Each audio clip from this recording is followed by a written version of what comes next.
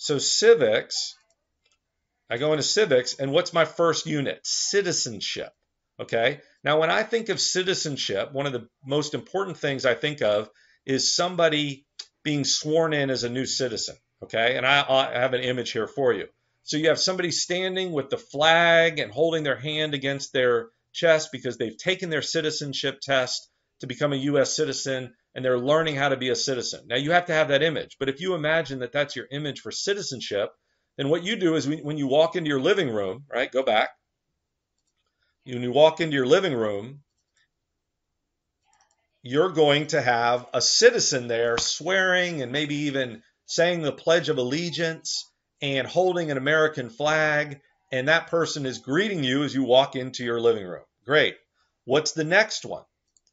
The next one is political process. All right, political process, again, a very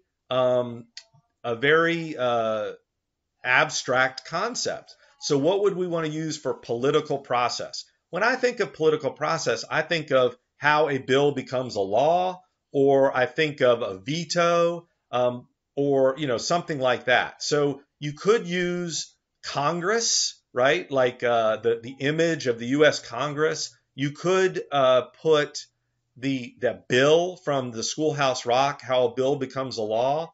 You could break it down. Let me just put that in there. Political. So this is Unit 2, political process.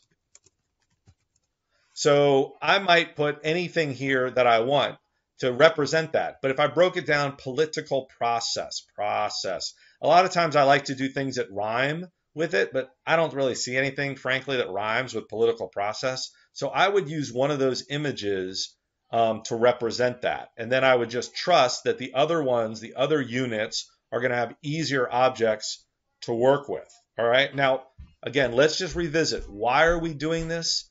It's not because it's going to help us with any of the facts, right? It's going to give us a place to put the facts and the objects that we learn. But what this enables me to do right now is to take the entire year, right? What we're talking about here is how to have a great year and to do it easily and effortlessly so that we can spend our time doing what we want to do. So right now, what you've done is you've identified what are the first 2 units in AP World History, the first 2 units in civics, if that's what you're in.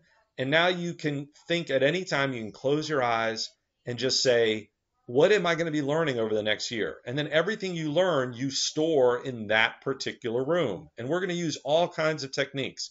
You might decide, you know what, I'm just going to use the memory pegs because that gives me 10 things. Or I'm going to use the storytelling because that's easier. But Mind Palace is a good thing to have.